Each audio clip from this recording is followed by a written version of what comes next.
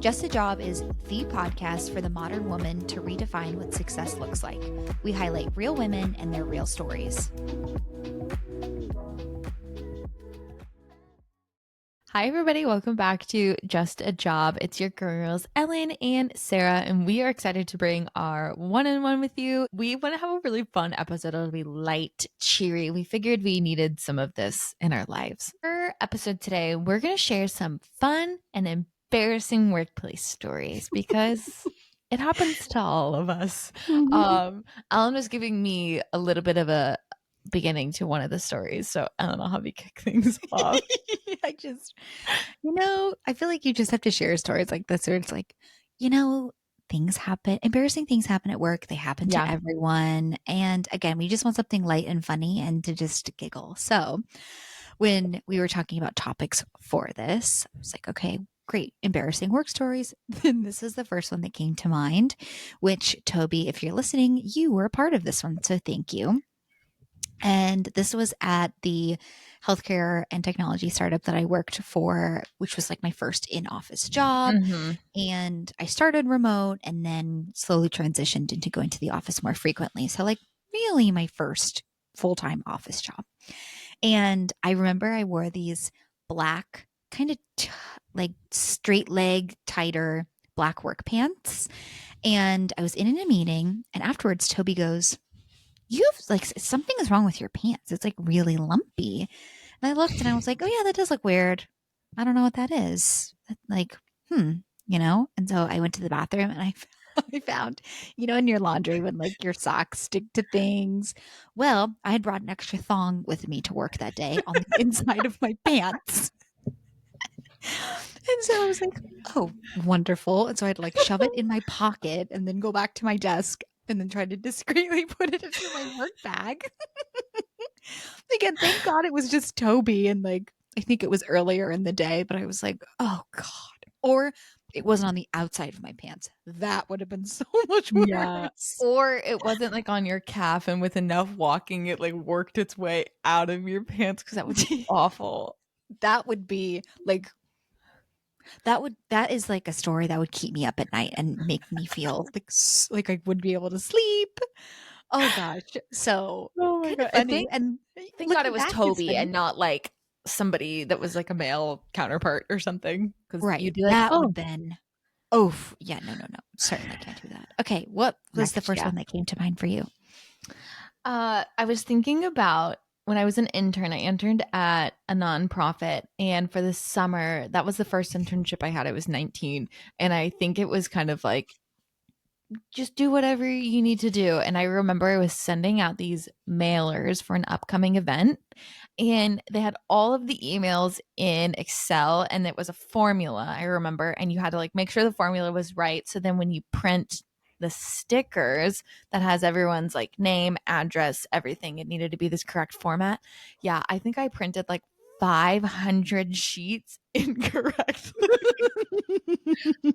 And part of me, I don't think that I realized it until I was through printing all of it, but then also putting it on all of the envelopes. And I remember being like, big oopsie.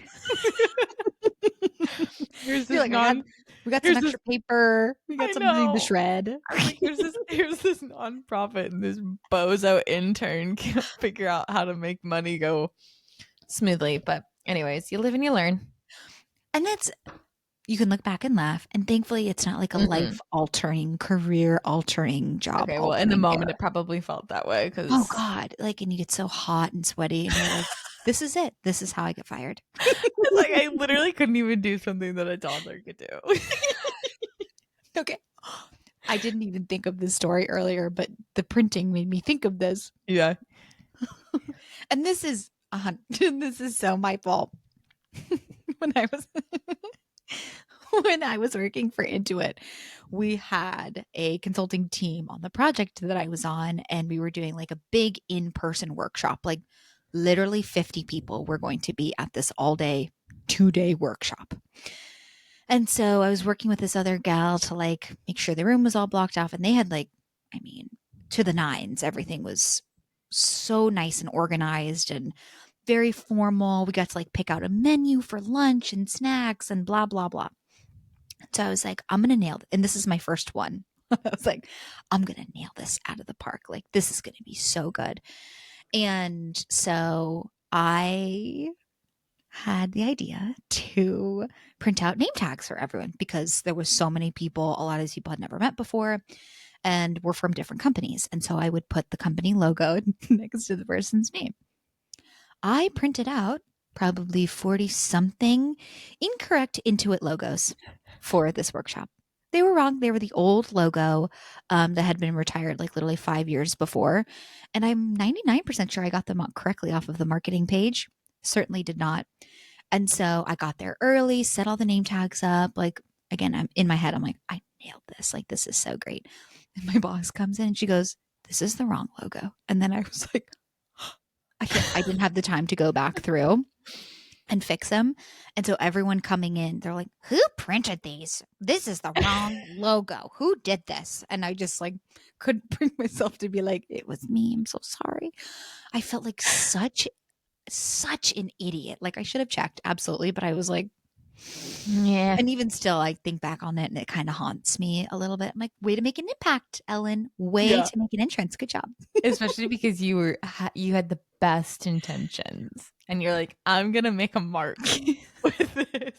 I made an impact, all right. They're like, who's this idiot who doesn't even know the Too logo of bad the you didn't have company an she intern to works blame. for? Yeah. I Too bad you know. didn't have an intern to blame it on. Yeah, that was not my best moment, but I was just like, and the freaking name tags were on the tables all day. We were in the room all day for Staring at 2 days you. in a row. Exactly. And I was like, Mhm. so How rude of them. Okay, we've both had our fair share of printing issues and printing errors. especially Yes. sticky things. Let's see. I've told this story before, but another intern story. We talked about this probably about a year ago, but it's just too good. I have to bring it up. I was part of an internship where I think there were like 8 of us, and I was paired with a group of guys to do the end of year presentation thing. Mhm. And towards the end, the CEO of the company comes over to me and I'm sitting at my desk. He goes, I know something you don't know. And I was like, what? Are you hiring me? This is amazing. And he was like, I was like, oh, what is it? And he was like, I'm going to let you sit on it all day and let you think about it. I was like, okay. A few hours later, he comes over and he was like, you have a crush on that guy, don't you? I can see it. And I was like, what? And here you are Like, thinking you're about to get a job offer in hand. I And he's like, know. no, you have a crush. I was like, what are we for? And then he was like, don't you have a boyfriend? And I think I turned straight beet red Yeah. because I was so embarrassed. And I remember just like not being able to get a word out because I was like, here's this like 45, 50-year-old man saying that I have a crush on this other intern and like accusing me. And I remember just being like, that's so not true. And I Like, went to the what a bathroom. power imbalance. I know. I remember I went to the bathroom and I started sobbing, like one of those just uncontrollable sobs. At this point, I'm what, 20? So, Yeah. still a child Mhm. practically. And I'm crying in the bathroom. And it was like, there's no coming back from this. Like, my face is royally screwed.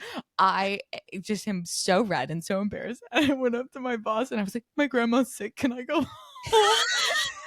Not the grandma being sick. So I'll give you homework.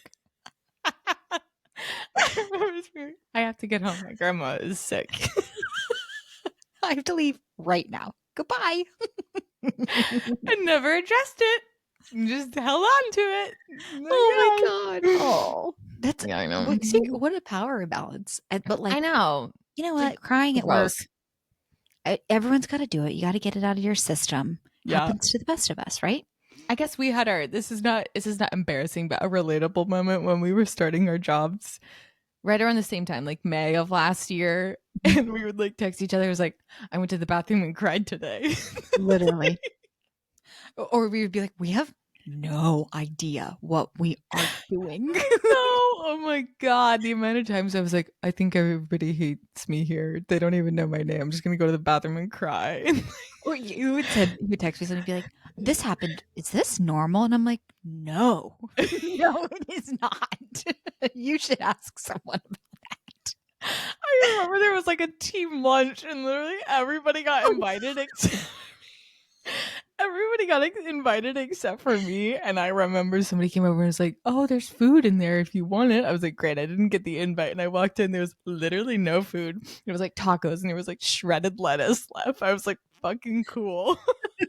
And a couple of tortilla chips. And yeah, I literally just grabbed a Diet Coke and I went over to the people on my team and I was like, "Thank you for the invitation," like to kind of call them out. And then I went back and I cried in the bathroom with my Diet Coke. So Honestly, at least you had a DC. That makes it like all that better, you know? crispy. I know, I know. Oh. Okay, what other ones do you have? This one also kind of haunts me a little bit. Yeah. So, apparently, I had a lot of embarrassing moments happen when I was at the healthcare technology company. Also, the same situation and in person. And this was during a project that like epically failed. The company was like literally not able to operate because the software failed Oh so no. badly. And guess who was in charge of? I'm like, how did they ask me to do that? That's I need to ask Toby about that. Be like, how did you make come to that realization? Anyways, I was in charge of at the end of every single day having like an executive status meeting with like literally all of leadership, which was at the time like maybe 20 people, It's a lot. um, to give them like a status update of like all the things that went wrong during the day, all the things we fixed, and all the things we had to do the next day. And I did this literally every single day for 2 weeks, Oh my maybe goodness. more. And there's something at like in the technology and project world called parity. And it's spelled Parity, which means like it's the exact same thing as before. So if you say like something is at parity, that means it's if you were able to click 4 buttons before and you're able to click 4 buttons now, you're at parity. It is the same. And I knew what parity meant, but I didn't know how it was spelled. And so for 2 weeks, every single day in front of all of leadership, I was typing Parody. And no one corrected me. No one corrected me. And I was presenting, I was sending it out via email receipt every single time. They're probably like, who is this dumbass running these meetings who doesn't even know what this word means? And finally, Toby said something. She was like, oh, like, no big deal. Don't worry about it. And I was like, no, I look like an idiot. Like, I look really dumb. This is that one haunts me still to this day. Or like if it comes up in a meeting, I get like shivers. I'm like, oh I my hate that God. word. I hate that word. Wait, So that's yeah. so funny. That's so. Mhm. Why is it that the silliest things are the ones that haunt us the most? Especially Thankfully, because like, in that case, it was like repetitive. and I'm like, okay, it must have not been that big of a deal for no one to say anything. But in my head, Hmm. I was like, oh my God, this is so not good. Oh my god. Also, thank you, Toby, for calling it out. I'm sure she was very. I guess Toby's a part of a lot of my embarrassing moments. Thanks, Toby. Oh shoot. Your name tag one and like not raising your hand makes me think about one of the first times that I was in an office. And when I was an intern, I wasn't working full time. So I would like go in for half day or whatever and then leave at lunch. So I never experienced like the Mm. workplace lunch culture. Apparently nobody taught me that you're not supposed to microwave fish, and I did. And the kitchen was like over in one half of the building, and I remember like somehow my fish wafted the entire floor, and I was an intern, so I couldn't or I was a full-time employee, so I couldn't like blame it on an intern. And I remember just like not speaking up. Oh wait, I have another embarrassing story too with that same company. I remember when I put in my resignation after 11 months, which is a joke. That's actually pretty good. Yeah, I know. She girl lasted. I remember this was my first time quitting a job, and I gave them like a formal resignation letter. Like I spent time typing out a resignation letter in a Word document. And I think I was just so overwhelmed. My immediate reaction is always to cry. Remember? I was like handing it to my boss, who at that time I'd already had like two other bosses before this person. So Mm. I barely knew this person. And I was like, Eric, I'd like to give my resignation. I remember I started crying like I was in the freaking principal's office. Oh no. It's honestly though, like quitting is no matter how much you do or don't like your job, it's still like Yeah. such a tough thing to do. So embarrassing. You did it though. And you learned from it. And now quitting is maybe easier. Yes. Question mark. I don't know. But yes. Um okay, quitting. What was your story before that? It reminded me of something else. Fish microwaves. Oh, all right. This will maybe be my last embarrassing story. Also, Mhm. why are all of my embarrassing stories very recent and yours are from like years ago? I work from home. It's different.